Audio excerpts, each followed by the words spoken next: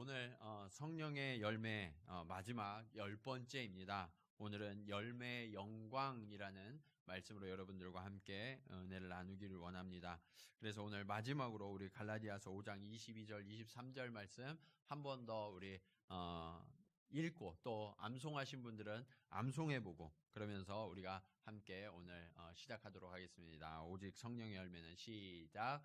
오직 성령의 열매는 사랑과 희락과 화평과 오래 참음과 자비와 양성과 충성과 온유와 절제니 이 같은 것을 금지할 법이 없느니라. 아멘. 앞서 광고드렸던 것처럼 우리 교회는 9월 8일 토요일 날 야마나시 포도농장으로 소풍을 가려고 합니다. 제가 왜 이 말씀으로 설교를 시작하냐면 작년에 한 집사님께서 부부 여행을 야마나시에 다녀오시면서 포도를 몇 송이 저희 부부를 위해서 이렇게 사다 주셨어요. 그런데 그 포도를 보고서 제가 깜짝 놀랐거든요. 왜 놀랐냐면 그렇게 큰 포도가 있는지를 몰랐어요. 그렇게 큰 포도, 그렇게 맛있는 포도가 있는지 모르다가 집사님이 가져다 주셔서 그 포도를 몇 송이 먹어보니까 그게 너무 맛있는 거예요. 그래서 어떤 생각을 했냐면 내년에는 우리 성도들과 다 함께 이 포도 농장을 가야 되겠다. 그 마음을 가지고 우리 남전도에 말씀을 드렸더니 감사하게 남전도에서 또 계획해 주셔서 우리가 함께 소풍을 가려고 계획하고 있습니다. 자, 그런데 제가 그 포도를 보면서 들었던 두 가지 생각이 있어요. 그게 뭐냐면 첫 번째는 이 포도가 여기에서 조금만 더 커지면 하나님이 이스라엘 백성을 이끌어내셨던 그 가나안 땅의 포도와 같겠구나 하는 생각이 들었어요. 그 생각을 하니까 그 포도가 예사 포도가 아닌 것 같아요. 훨씬 더 감동이 있고 그리고 아주 멋져 보이고 하나님이 이렇게 풍족한 땅으로 이스라엘 백성들을 인도하셨듯이 우리도 그렇게 인도하고 계시는구나 하는 그런 감동이 저에게 오더라고요. 그러면서 두 번째 생각이 들었는데 이러한 감동의 땅에 나만 가볼 게 아니라 우리 성도들 전체가 함께 가서 그 하나님을 찬송하고 예배할 수 있으면 얼마나 좋을까. 그리고 일본에 오래 계셨던 분들은 그 포도를 이미 맛보시고 아실지 모르겠지만 우리 청년들이나 오신 지 얼마 안 되신 분들은 또 가면 저랑 같이 똑같이 놀랄 것을 보면서 이것이 참 즐겁고 복된 경험이겠다 하는 생각이 들어서 여러분들과 함께 꼭 같이 가야 되겠다 하는 생각을 가졌어요. 그런데 이번에 성령의 열매 시리즈로 계속 설교를 하다 보니까 한 가지 생각이 더 드는 거예요. 그게 뭐냐면 내가 이 세상에 존재하는 이 포도 한 송이, 그 포도를 따먹으면서 이렇게 큰 즐거움과 기쁨을 누렸는데 하나님이 예비해 주신 이 성령의 열매를 먹고 마시고 누리면 그것은 얼마나 아름답고 즐거운 일일까? 그리고 하나님이 아버지 되신 그 하나님께서 우리 자녀들이 그 열매를 따서 먹고 누리기를 얼마나 기뻐하고 간절히 소망하실까? 그런 마음이 드니까요. 우리가 지금까지 이렇게 함께 살펴봤던 성령의 9가지 열매가 그냥 단순한 열매로 비춰지지 않는 거예요. 이것은 하나님이 우리와 함께 하시는 증표구나. 그리고 우리가 이것을 열매를 반드시 맺지 않으면 안 되겠구나 하는 더 간절한 기대와 소망이 생겼어요. 그래서 저는 오늘 여러분과 10번째로 열매의 영광이라는 말씀을 통해서 우리가 어떻게 하면 아버지께서 그토록 선물하기 원하시는 이 성령의 열매들을 맺는 자녀가 될 것인가? 우리가 말씀을 통해서 함께 살펴보기 원합니다. 주님이 주시는 성령의 열매를 맺으려면 첫 번째로 깨끗해져야 합니다. 오늘 말씀 1절에 보면 예수님이 스스로에 대해서 이렇게 말씀하세요. 나는 참 포도나무요 내 아버지는 농부라.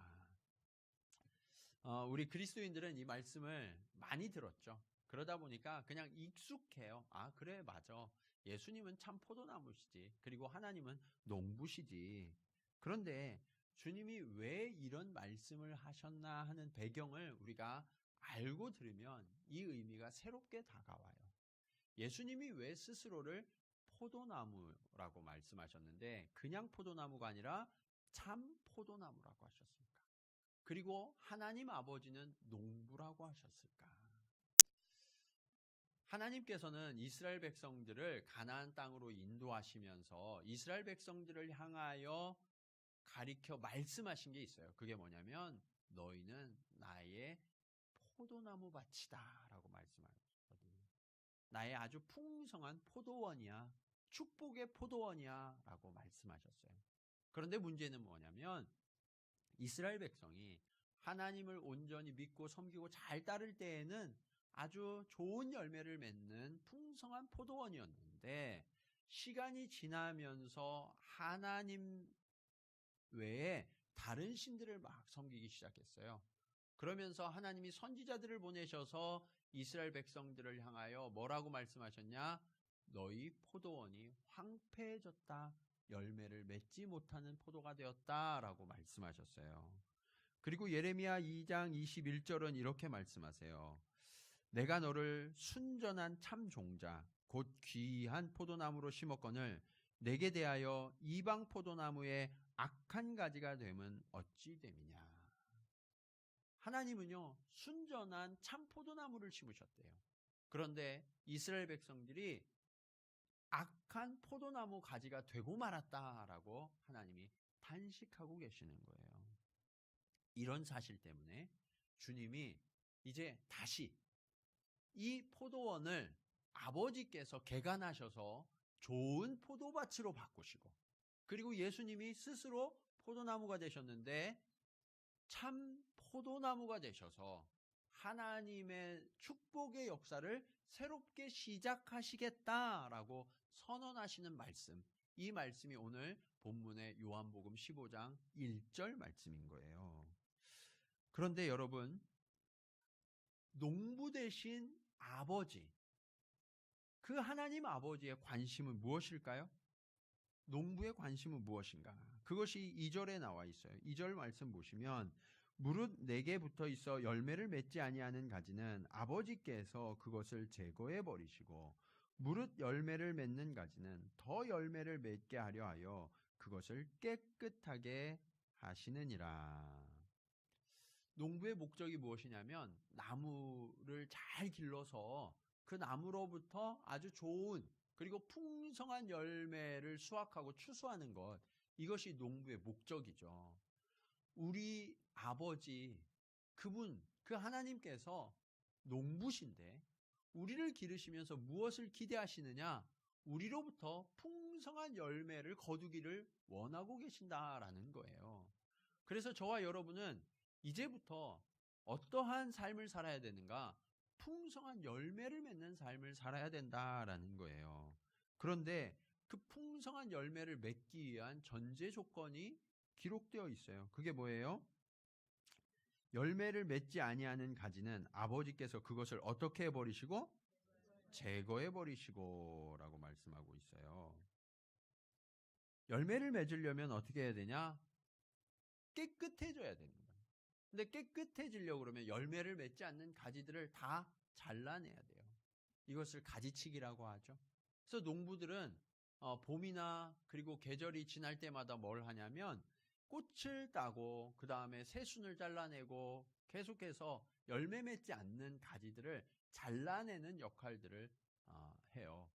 그래야만 아주 튼튼한 가지에서 좋은 열매가 맺히기 때문에 저와 여러분의 삶 가운데에도 하나님께서 깨끗하게 만들고 계신다는 거예요.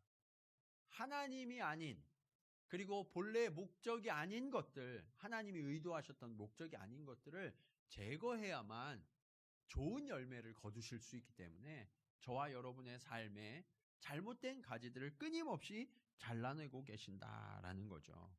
그런데 이 말씀을 들으면 가끔 가다가 이런 생각을 하시면서 엉뚱한 생각을 하시면서 두려워하시는 분들이 계세요.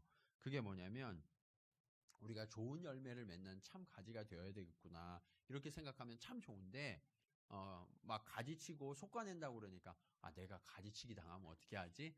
내가 솎아냄을 당하면 어떻게 하지? 하는 그런 두려움에 빠지시는 분들이 계신단 말이에요. 솔직히 여러분의 마음 가운데 그런 마음이 조금 이신 분들이 계실지도 모르겠어요. 그런데 그런 분들은 3절 말씀을 확신하셔야 돼요. 3절 말씀 우리 같이 한번 읽어볼까요? 자, 시작.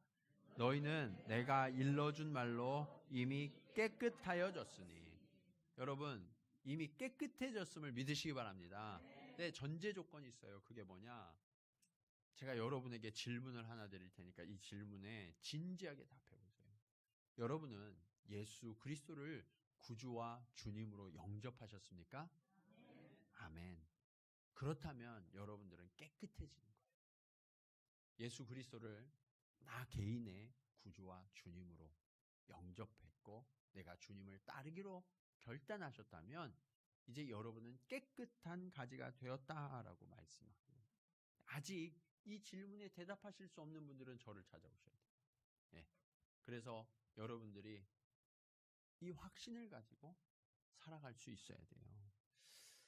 자, 그런데 우리가 주님 안에서 이미 깨끗해 되었다라고 말씀하셨는데 2절에 보면 우리가 주님 안에서 깨끗하게 되면 열매를 맺는다라고 말씀하셨잖아요. 근데 2절 하반절에 보면 무릇 열매 맺는 가지는 더 열매를 맺게 하려 하여 그것을 깨끗하게 하시느니라 라고 말씀하고 있어요.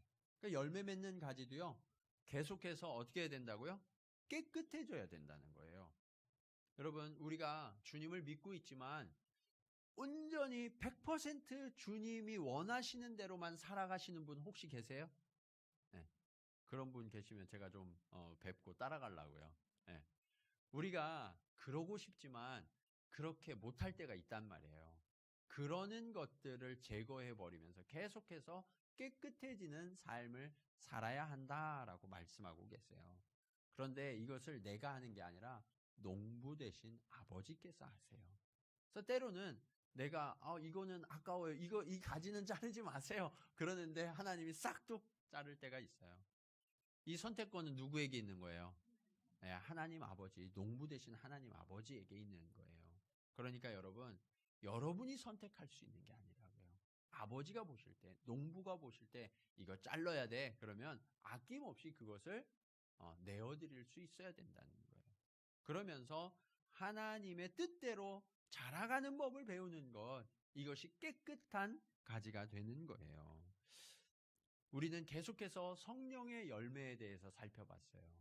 성령의 열매, 사랑부터 절제까지 이 9가지 열매를 맺는 데 있어서 내가 혹시 그 열매를 맺을 수 없도록 부정적인 것들이 내 삶에 개입되어 있다면 그것을 주님 앞에 보여야 돼요. 농부 되신 하나님께 보여서 하나님이 그것을 아시고 잘라내시고 그 이후에야 비로소 성령의 열매가 맺힐 수 있다는 거죠.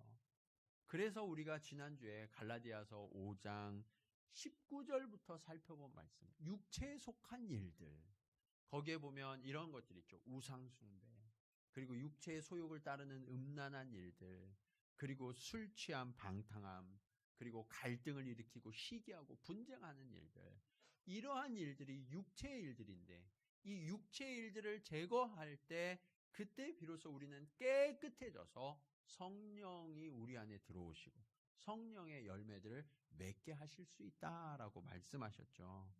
그래서 여러분, 저와 여러분은요, 이러한 육체의 일들을 끊임없이 제거해 가셔야 돼요.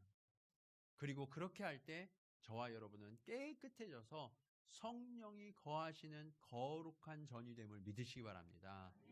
이제 오늘 이후로 성령의 열매를 맺지 못하는 것들이 우리 안에 있다면 그것을 지혜롭게 분별하여서 하나님께 내어드리고 주님이 정말 풍성한 열매를 맺게 하실 수 있는 깨끗한 가지로 자라가시기를 주님의 이름으로 간절히 축원합니다.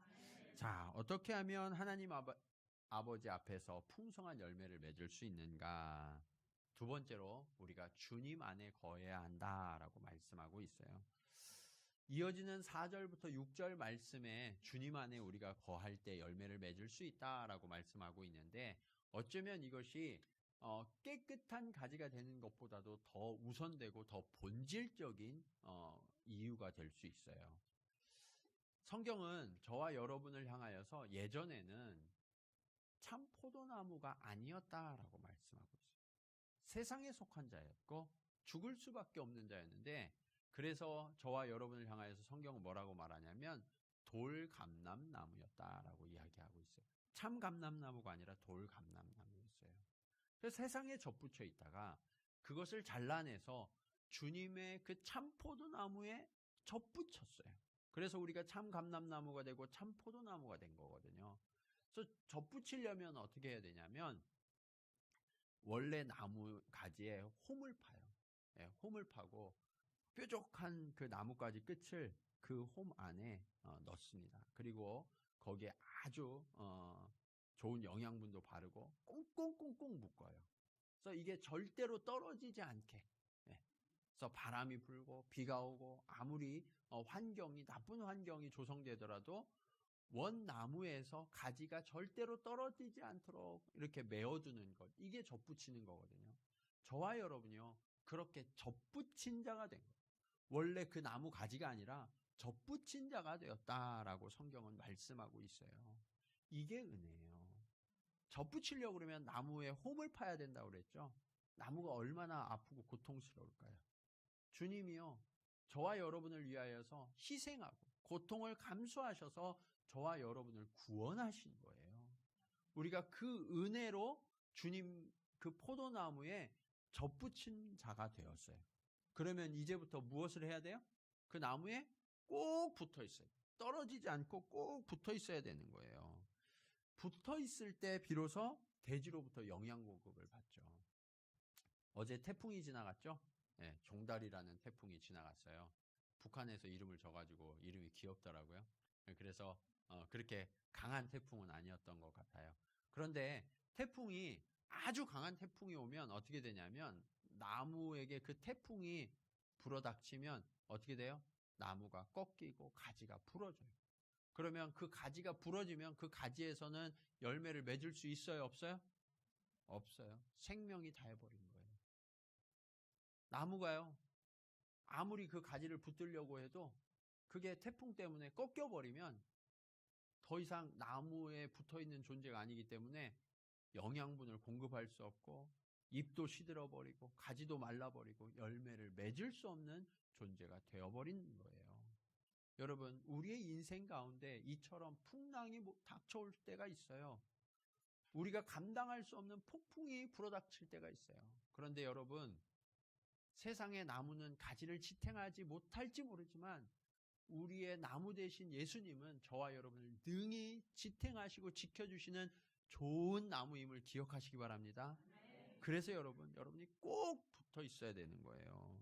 자, 그런데 이 농부 되신 아버지가 굉장히 중요한 역할을 하세요.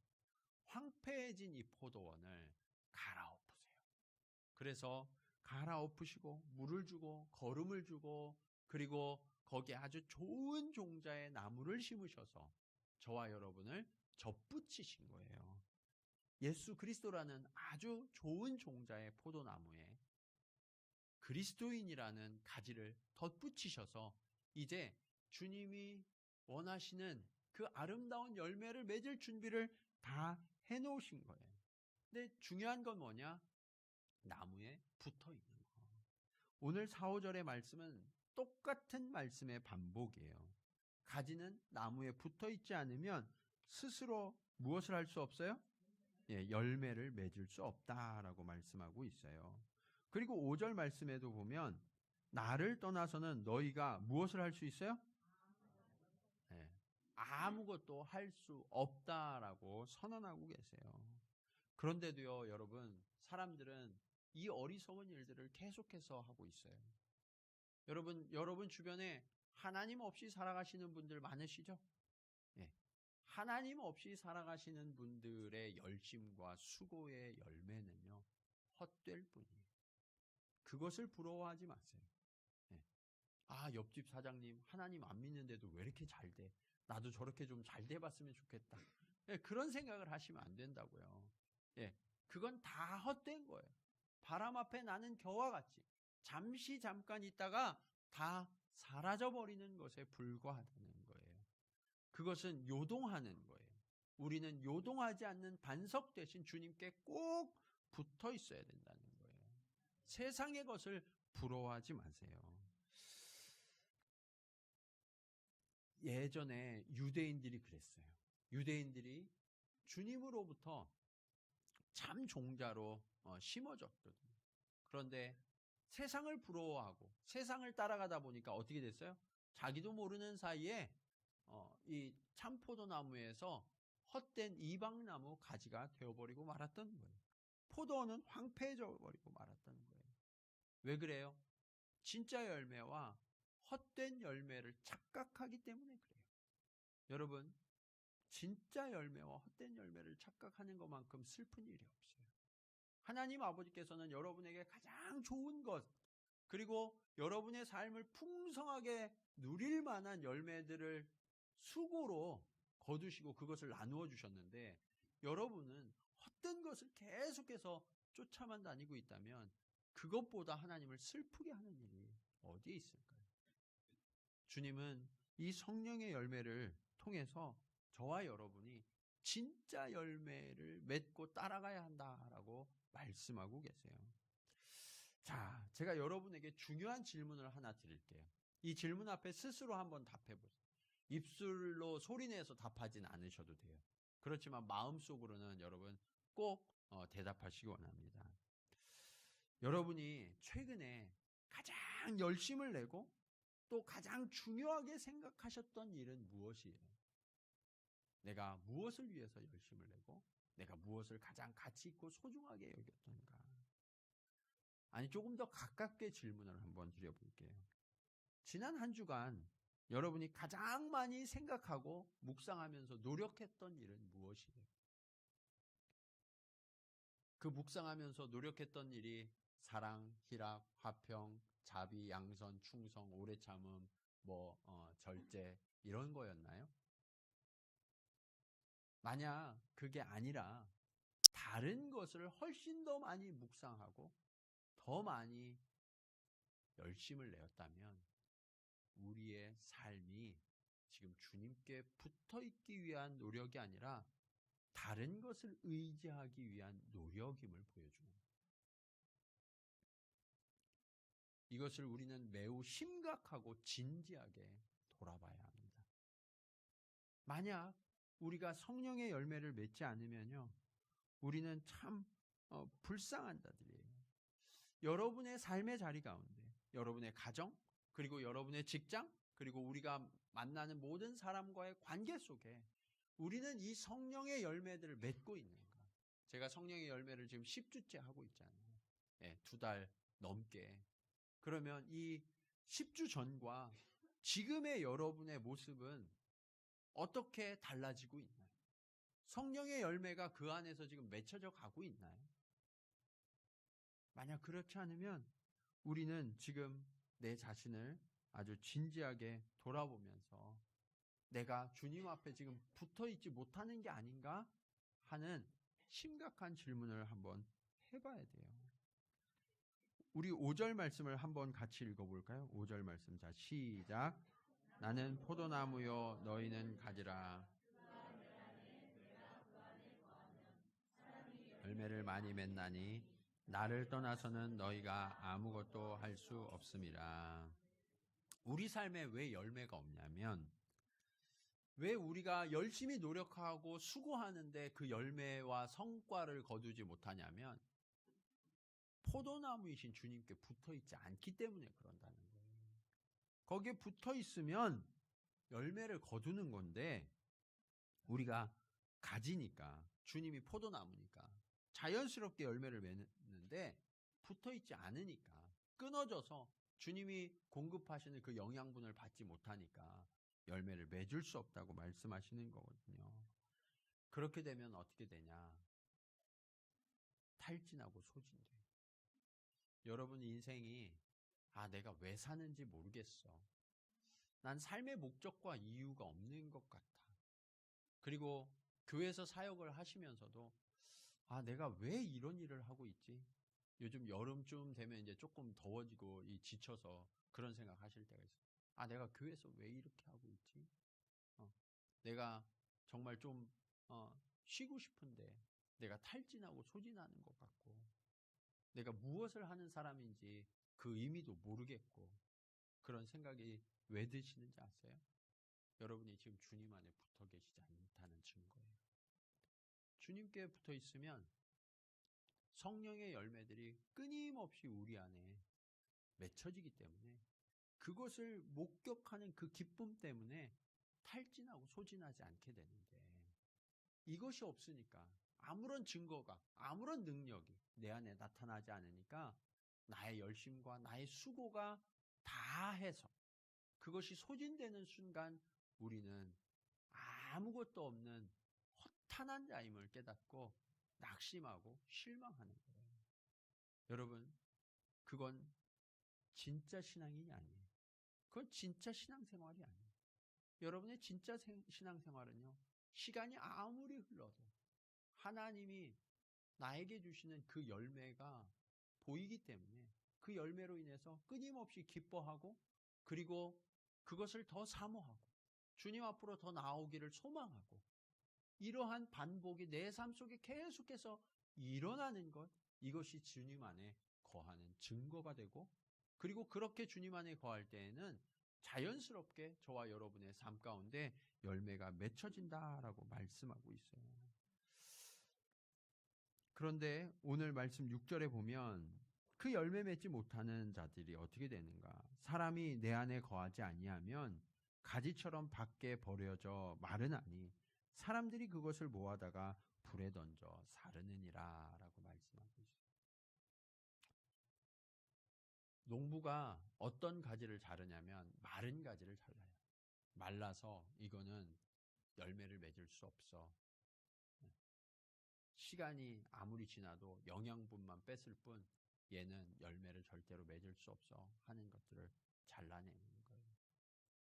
여러분, 여러분의 삶 가운데 내가 아직까지 열매를 맺지 못하고 있다면 주님께 붙어 있는지 한번 잘 생각해 보시고, 그리고 내가 주님께 붙어 있는데 열매를 맺지 못하고 있다면 영양을 잘 공급받지 못해서 내가 마른 가지와 같이 되어가는 것은 아닌가, 그것을 한번 돌아보고 주님께 더 꼭 붙어 있어서 주님이 주시는 것들을 받아 누리도록, 그래서 열매를 맺도록 우리가 힘써야 되는 거예요. 여러분, 이제 열매를 맺어야 되는데, 그러면 목사님 그 열매는 어떻게 맺어요? 열매 맺는 건 어려운 게 아니에요. 주님께 붙어 있으면 저절로 열매를 맺어요. 내 가지가 마르지 않으면, 생명이 있으면 저절로 열매를 맺어요. 죽은 것처럼 보이는 고목나무에도요, 싹들이 막 자라나더라고요. 가지가 막 자라나더라고요. 왜요? 붙어 있으니까. 저와 여러분이요, 주님께 붙어 있으면요, 반드시 열매를 맺게 되어 있어요. 그러므로 여러분, 열매 맺는 것을 어려운 일이라고 생각하지 마세요. 문제는 내가 주님께 붙어 있는가, 그렇지 않은가, 그것만이 우리의 열매를 결정할 뿐이에요. 저와 여러분이 주님께 꼭 붙어 있어야 되는데, 주님께 붙어 있는 분들에게 나타나는 증거가 있어요. 그게 무엇이냐면, 주님께 붙어 있으면, 나무에 붙어 있으면 꽃이 피죠. 네, 가지가 나무에 붙어 있으면 봄이 되면 꽃이 펴요. 그리고 그 꽃이 떨어지면 어떻게 돼요? 거기에서 아주 작은 열매를 맺어요. 시간이 지나고 여름이 되면 어떻게 되냐면 그 열매가 아주 탐스럽고 무럭무럭 자라죠. 가을이 되면 어떻게 되나요? 그 열매가 색깔을 띠고 아주 아름답게 익어가요. 저는 저와 여러분이 예수님께 붙어 있으면 최소한 꽃을 피우는 단계에서부터 그리고 익어가는 그 과정까지를 지나가게 된다고 믿어요. 그러면 우리 옆에 계신 분들을 한번 좀 돌아보시겠습니다. 옆에 계신 분들 한번 좀 쳐다보시고 한번 좀 들여다보세요. 이분은 지금 꽃을 피우고 있는가, 아니면 열매를 맺고 있는가, 자라가고 있는가, 아니면 익어가고 있는가. 그러면서 한 가지 말씀을 해주세요. 익어가고 계시는군요. 꽃 피우고 계시는군요. 아니, 자라가고 계시는군요. 이렇게 한 가지씩을 좀 말씀해 줘 보세요. 여러분, 저와 여러분이 주님께 붙어 있다면 우리는 이 단계를 반드시 지나가게 되어 있어요. 저와 여러분 모두가 주님으로부터 떨어지지 않고 꼭 붙어서 이 아름다운 과정들을 날마다 지나가고 주님이 추수하시는 그 가을에는 정말 아름답고 탐스러운 익어가는 열매를 주님 앞에 내어드리는 주님의 자녀들이 되기를 간절히 축원합니다. 자, 그렇다면 이 열매를 맺어서 이 열매가 자라나고 농부에게 드려지는 그 목적이 무엇일까요? 열매의 목적이 있어요. 우리는 이 열매의 목적과 가치를 알아야 돼요. 여러분, 나무들이 왜 열매를 맺을까요? 나무들이 열매를 맺는 것은 사람들에게 좋은 열매, 맛있는 열매를 먹여주기 위해서 열매를 맺을까요? 나무의 본래의 목적은 그게 아니에요. 그렇죠? 다른 목적과 가치가 있어요. 그것과 마찬가지로 성령의 열매를 맺는 것도요, 그냥 열매를 맺는 데서 끝나는 게 아니라 그 열매를 맺으면 거기에서 나오는 진정한 가치와 목적이 있다는 거예요. 그것이 7절, 8절 말씀인데 이 7, 8절의 말씀을 요약해 보면 세 가지로 목적과 가치가 있음을 알 수 있어요. 첫 번째는 기도의 응답이에요. 우리가 성령의 열매를 거두면 어떤 목적을 이루게 되냐면 기도가 응답되어져요. 왜 그러냐? 우리 7절 말씀 한번 같이 읽어볼까요? 자, 시작. 너희가 내 안에 거하고 내 말이 너희 안에 거하면 무엇이든지 원하는 대로 구하라. 그리하면 이루리라. 아멘. 자, 이 말씀을 좋아하셔서 성도분들이 이 말씀을 암송하시는 분들이 굉장히 많으시거든요. 그런데 이 말씀 암송하시라고 그러면 꼭 어디서부터 외우냐면 무엇이든지 원하는 대로 구하라. 그리하면 이루리라. 이것만 암송하세요. 예. 그리고 어떤 이렇게 성구나 이런 거 써 있는 것도 보면 꼭 이것만 써 있는 이런 액자나 이런 것들도 많이 있더라고요. 그런데 여러분, 우리가 무엇이든지 원하는 대로 구하면 주님이 이루어 주시는가? 아니요. 이 전제가 채워져야만 돼요. 이 전제가 뭐예요? 예. 우리가 주님 안에 거하고 주님의 말씀이 우리 안에 거하면, 그러면 무엇이든지 원하는 대로 주님이 이루어 주시겠다라는 거예요. 이 얘기는 뭐냐면 우리의 기도가 나의 욕망을 따르는 기도가 아니라 주님의 뜻에 합당한 기도를 드리기 시작할 때, 그때 우리의 기도가 응답되어진다는 거예요. 성령의 열매가 우리 안에 맺혀지면요, 주님을 알게 돼요. 그리고 주님을 알면 주님의 뜻이 무엇인지를 알기 때문에 주님이 원하시는 기도를 우리가 드리게 된다는 거예요. 주님이 기도를 가르쳐 주시면서 너희는 먼저 그의 나라와 그의 의를 구하라. 그리하면 이 모든 것을 너희에게 더하시리라 약속하셨죠. 똑같은 말씀. 우리가 주님을 알고 주 안에 거하며 주님 뜻이 우리 안에 거하면, 주님 뜻이 내 안에 있으니까 내가 구하는 모든 것들이 무엇을 구하든지 주님의 뜻에 맞는 기도를 드리게 되고, 그러면 이것이 주님이 원하시는 바니까 주님이 당연히 들어주시죠. 그러므로 여러분, 내가 아무거나 구해도 주님이 들어주셔야 돼. 이런 무당 같은 짓 하시면 안 되고, 진짜 믿음은 우리의 기도가 성숙해져서 주님이 원하시는 기도를 드릴 때까지 자라가야 함을 믿으시기 바랍니다.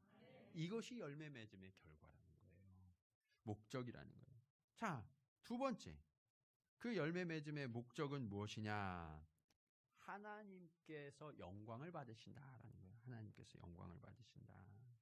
8절에 보면 너희가 열매를 많이 맺으면 내 아버지께서 무엇을 받으실 것이요? 영광을 받으실 것이요 라고 말씀하고 있어요. 여러분, 농부의 기쁨은 무엇일까요? 농부가 가을에 기대하는 건 뭐예요? 수확이죠. 풍성한 수확을 거두면 그것이 농부에게 가장 큰 기쁨이고 영예가 되는 거예요. 하나님이 저와 여러분을 예수님께 접붙이신 이유가 무엇이냐? 풍성한 열매를 거두는 거예요. 풍성한 열매. 그런데 어떤 열매? 성령의 열매. 이 열매들을 거둘 때 그것이 하나님께 영광을 돌리는 일이 된다라고 말씀하고 있는 거예요. 내가 원하는 내 열매가 아니라 주님이 허락하신 그 성령의 열매를 거둘 때 그때 비로소 내 삶이 하나님 아버지가 기뻐하시는 삶을 살게 된다라는 거죠. 여러분, 그렇게 풍성한 열매를 맺으셔서 하나님께 날마다 영광 돌리시기를 간절히 축원합니다. 자, 그리고 그 열매의 목적과 같이 가장 궁극적인 것이 8절의 마지막이에요. 마지막 줄만 우리 한번 같이 읽을까요? 너희는 시작. 너희는 내 제자가 되리라. 무엇이 되리라? 제자가 되리라. 여러분, 나무가 열매 맺는 목적이 따로 있다라고 제가 아까 말씀드렸죠. 나무가 열매 맺는 목적은요, 자기를 닮은 나무가 다시 자라나게 하는 거죠. 네. 열매를 맺는 게 아니에요. 열매가 땅에 떨어져서 그 열매가 땅 속에 들어가고 뿌리가 내리고 자라나서 튼튼한 나무가 되는 것, 이것이 열매의 목적이란 말이에요. 그러면 예수 그리스도를 닮은 그리스도인들이 열매를 맺는 궁극적인 목적은 무엇이냐? 그것이 예수님의 지상명령, 마태복음 28장에 써있는 말씀이에요. 예수님이 이렇게 말씀하셨어요. 제자들에게 그러므로 너희는 가서 모든 민족을 제자로 삼아. 예수님의 목적이 무엇이에요? 모든 민족을 제자로 삼는 거예요. 예수님을 닮은 제자들이 곳곳에서 세워지고 일어나는 것, 이것이 성령의 열매를 맺는 궁극적인 목적이라는 거예요. 저와 여러분이 성령의 열매를 맺고 하나님께 영광을 돌리면 그 일로 인하여서 저와 여러분이 살아가는 삶의 자리에 하나님을 만나고 싶은 사람들이 생겨나요. 나도 그 열매를 맺고 싶어. 나도 화평하고 싶고, 나도 오래 참고 싶고, 나도 희락을 누리고 싶고, 나도 사랑하고 싶고, 그런 사람들이 여러분의 모습을 담기 위하여서 계속해서 주님께 나오고, 그러면 그런 사람들이 나를 통하여서 예수님의 제자로 세워지는 것, 이것이 주님의 꿈이고 궁극적인 열매의 목적임을 여러분 믿으시기 바랍니다. 이제 우리 삶의 목적이 달라져야 돼요. 내 욕망의 열매, 나의 성공을 위한 것이 아니라 주님이 우리에게 기대하시는 참 열매를 맺는 그러한 참 포도나무에 붙어서 이제 우리가 살아가는 그 삶이 깨끗한 삶이 되어서 주님이 그 열매를 맺게 하시고 그 열매가 또 다른 나무로 자라나는 꿈을 여러분 꾸시기 바랍니다. 여러분의 가정에 자녀들을 나를 닮은 자녀로 키우려고 하지 마세요. 제가 일부 예배 때 여쭤보니까 부모님 닮은 자녀가 되길 원하세요? 그랬더니 아니요 그러시더라고요. 네. 부모님들의 기대는 뭐냐면 최소한 나보다는 나은 삶을 살기를 원하시잖아요. 그렇죠? 그런데 진짜 나은 삶은 무엇이냐면 우리의 자녀가 예수를 닮는 거예요. 네. 예수를 닮아서 예수의 그 열매, 축복 이런 것을 누리면서 살아가는 자녀가 되게 해야죠. 이것이 나를 닮은 예수님의 제자를 길러내는 모습이에요.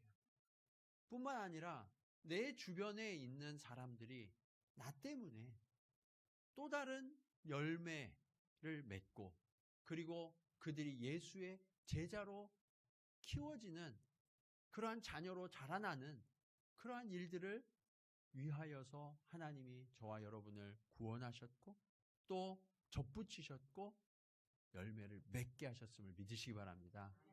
이제 우리는 이 목적을 향하여 나아가야 돼요. 제가 다음 주부터는 이제 이러한 주제들을 놓고 여러분들과 함께 말씀을 나누려고 준비하고 있어요. 우리는 어떻게 하면 세상 가운데 예수 그리스도의 제자를 낳는 삶을 살 수 있을 것인가?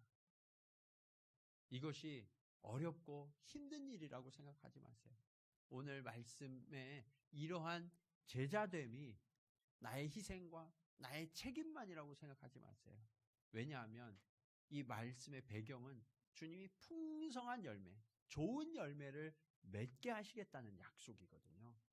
우리가 제자를 양성하고 그들을 길러내는 것, 이것이 우리의 열매가 되어서 하나님이 훗날 우리들을 잘하였도다 착하고 충성된 종아라고 칭찬하시려고 저와 여러분에게 준비하고 계시는 거예요. 여러분, 제자들도요, 자기의 열심과 자기의 힘으로 하려고 할 때는 실패했어요. 그래서 낙심하고 좌절할 수밖에 없었어요. 그런데 성령이 오시고 성령이 그들의 삶에 열매를 맺게 하시니까 그 이후에 그들의 삶은 굉장히 능력 있는 삶으로 변하지 않았습니까?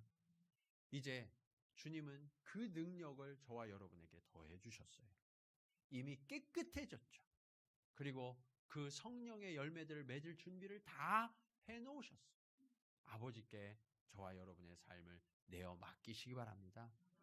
농부께서 열매를 맺게 하실 거예요. 그리고 농부께서 또 예수 그리스도를 닮은 제자들이 자라나도록, 나무로 자라나도록 그렇게 만들어 가실 거예요. 우리의 삶을 그렇게 내어드려서 하나님이 우리의 삶의 곳곳에 그러한 풍성한 열매를 맺게 하시고, 또 우리가 주님의 제자일 뿐만 아니라 우리를 닮은 주님의 제자들이 곳곳에 세워짐을 통하여서 하나님 앞에 영광 돌리는 그러한 풍성한 삶을 살아가시기를 주님의 이름으로 간절히 축원합니다. 기도하시겠습니다.